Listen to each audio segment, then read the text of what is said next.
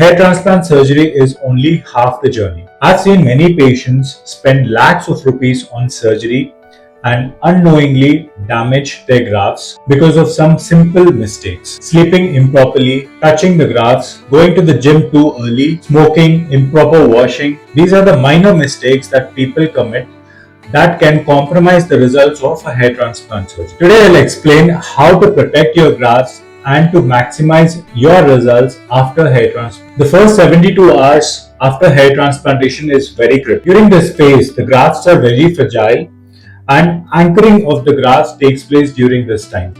There can be swelling and inflammation.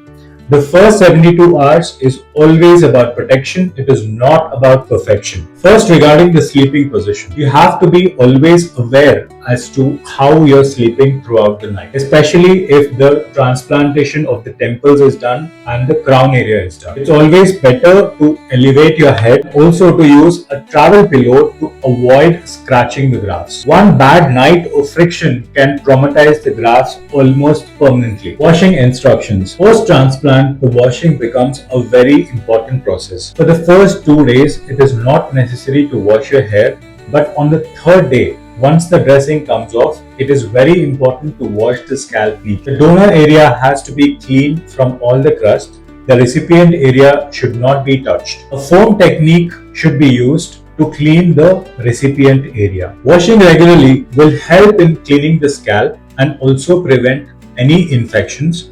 It also decreases the crust formation.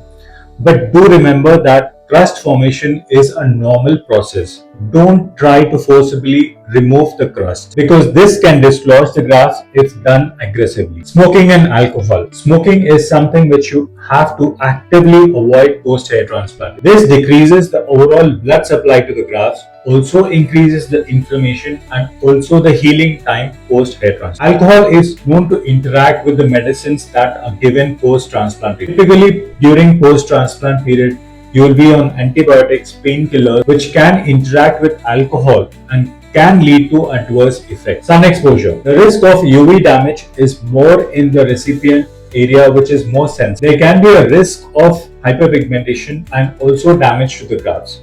It's always a good idea to avoid sun exposure, especially between 10 to 2 p.m., wherein the UV exposure is the highest.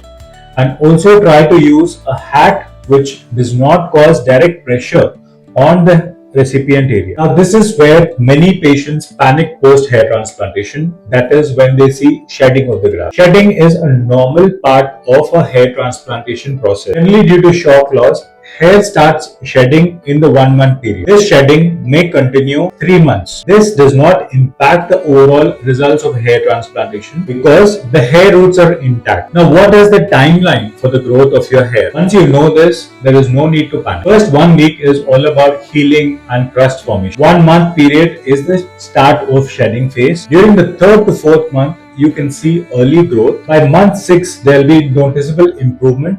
And 9 to 12 months is the complete result of a hair transplant. Post-hair transplantation, your body is in a heightened inflammatory state. It has to recover well in order to heal well. So that good nutrition, proper protein intake, good sleep cycle maintenance, proper hydration, all these have to be maintained. My post-op philosophy: always take good care of your grafts, take the prescribed medicines properly, always reach out to the clinic if you find any abnormality in the form of excessive bleeding, excessive pain, swelling, oozing, or pus discharge. A successful hair transplantation is just not about surgical skill, it's also about how well the post-op period is taken care and the grafts are protected well during the healing phase. Tell me, what's your biggest fear post-hair transplantation? Pain, swelling, shedding, or the final density? Follow for clear, honest, science-based hair advice.